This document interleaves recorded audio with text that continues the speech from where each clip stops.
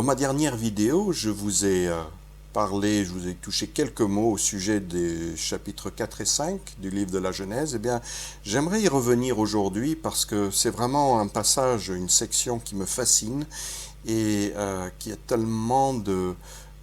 contenu, de signifiant, que ce serait vraiment dommage de passer à côté. Il y a beaucoup plus à dire que tout ce que je pourrais vous dire, mais ça vaut la peine quand même de s'attacher encore à explorer quelques détails, quelques aspects de ce texte qui nous amène, à partir du meurtre d'Abel par son frère Caïn, qui nous amène progressivement vers le chapitre 6 qui, lui, nous parle du déluge. Le déluge, donc, d'un anéantissement de l'humanité à l'exception d'un homme et de sa famille, Noé, sa femme et ses 3 fils et ses 3 belles-filles. Pourquoi une telle progression? Pourquoi, à partir d'un meurtre qui aurait pu être un accident de l'histoire, est-ce que on en arrive à cette pandémie de mal, de péché, d'orgueil, de violence? C'est comme si effectivement l'humanité entière devient corrompue, malgré le fait qu'il y ait bien une lignée, comme je l'ai dit la dernière fois, celle qui nous provient de Seth, le fils d'Adam qu'il a eu en remplacement en quelque sorte d'Abel, malgré le fait que cette lignée ait commencé à adorer, invoquer le nom de l'Éternel, et on trouve au sein de cette lignée un personnage très particulier. Pourquoi? Il s'appelle Enoch, et lui, contrairement aux autres patriarches dont le nombre des années excède parfois 700, 800 ans, même 900 ans, ne me demandez pas dans quelles circonstances biologiques, scientifiques ou autres, ce n'est pas le propos non plus du texte de la Bible de nous expliquer cela, mais au milieu d'une lignée de patriarches qui ont des années extrêmement pleines avant que le nombre des années soit en quelque sorte redescendent ou descendent à environ 120, et on lira au psaume 90 que voilà, quand un homme ou un être humain est en bonne santé, il peut aller jusqu'à 80 ans, mais normalement le nombre de ces années c'est 70. Au milieu donc de ces patriarches, de cette série, nous avons un certain Enoch qui lui ne vit que 365 ans. C'est-à-dire que la durée de sa vie est diminuée par 2. Il appartient à cette lignée de Seth et non pas à la lignée corrompue, même si brillante d'ailleurs, qui descend de Caïn. Lui, la fin de sa vie, en fait, c'est un enlèvement. Il est enlevé, il est retiré de la peine, du labeur, des souffrances que connaît l'humanité à cause d'une malédiction qui pèse sur l'humanité depuis une désobéissance initiale du premier couple. Lui, il échappe en quelque sorte au sort des autres. Il ne connaît que une vie limitée, si je puis dire, à 365 ans. Une autre chose, c'est que le Lémec, dont je vous ai parlé la dernière fois, celui qui descend de la lignée de Caïn, lui aussi, c'est bien ce qui s'est passé avec son ancêtre Caïn, puisque quand il dit « Caïn sera vengé 7 fois », il fait référence à la parole de l'Éternel qui, lorsque Caïn, confronté à son crime odieux, ne sait que faire, que dire, et sent que sa vie sera en danger, qu'il risque d'être mis à mort lui-même par quelqu'un qui pourrait passer, l'Éternel lui dit «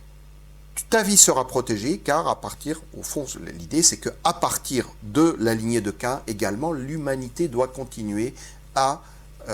se multiplier, à croître, et cette lignée doit donc être protégée. » L'idée ou la notion d'être vengé 7 fois, c'est par rapport à la symbolique du chiffre 7, un chiffre parfait, ce qui veut dire qu'il n'y aura pas de vengeance amoindrie ou mal faite. Elle sera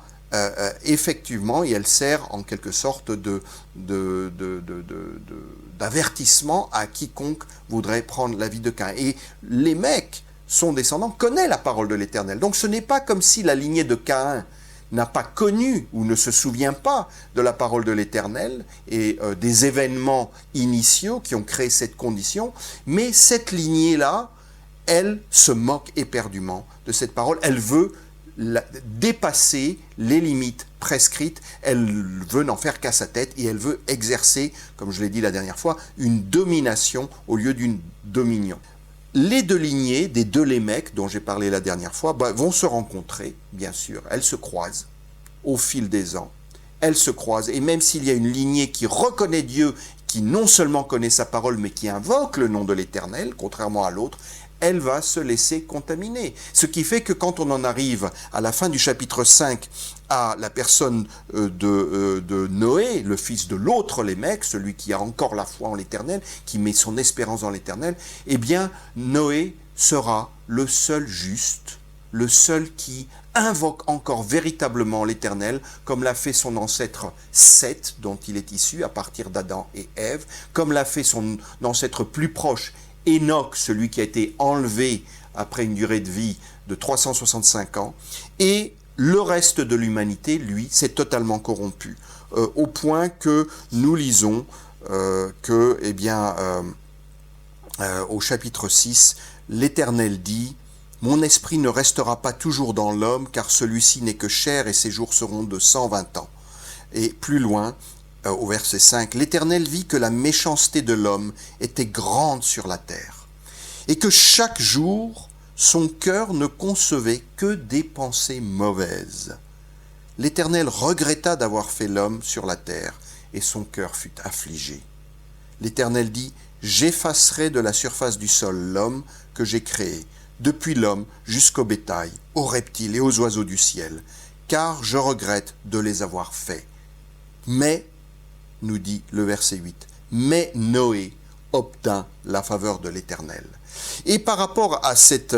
lignée de Seth et de Noé, nous lisons que les fils de Dieu étaient venus vers les filles des hommes. Et là encore, ça a engendré toutes sortes de questions, de débats. Il y a des tonnes de livres et de tonnes d'encre qui ont été déversées pour approcher la signification que peut vouloir dire le texte, la Genèse. Je suis persuadé que pas seulement moi, à la suite de beaucoup d'exégètes, que la lignée qui vient de Seth et qui passe donc par Enoch et puis ensuite Lémec et Noé, c'est celle qui est la lignée des fils de Dieu. Voilà, c'est celle qui ils sont fils de Dieu en tant qu'ils adorent l'Éternel, ils invoquent son nom, ils lui appartiennent. Alors que la lignée des hommes, ce sont des hommes qui sont des créatures de Dieu, mais qui ont perdu, qui ont brisé le lien et qui se sont éloignés et qui vivent selon leurs propres normes et leurs principes. Mais le fait est que ces mariages, cette alliance amène cette corruption généralisée de l'humanité. Et vous savez, il faut toujours lire un texte dans son contexte plus large, et en particulier le contexte de tout le canon de l'Écriture. Et il y a ce passage extraordinaire, encore une fois, une autre généalogie, sur laquelle on glisse probablement trop souvent, qui est la généalogie de Jésus-Christ telle qu'elle nous est donnée dans l'évangile de Luc, à la fin du chapitre 3. Et voilà ce que dit Luc. Alors je ne vais pas vous lire toute la généalogie, mais Jésus avait environ 30 ans lorsqu'il commença son ministère. Il était, comme on le pensait, fils de Joseph, fils d'Élie, fils de Mattat, fils de Lévi, etc. Et donc, contrairement à la généalogie de Matthieu, Luc va remonter dans le temps pour établir les liens et cette ascendance de ce Jésus. Et à la fin, il va retrouver cette lignée qui nous est donnée dans Genèse 4 et 5. Et nous en arrivons, en remontant le cours des générations, à fils de Sem, fils de Noé, fils de Lémec, vous voyez, on les a rencontrés, fils de Mathusalem, fils d'Enoch,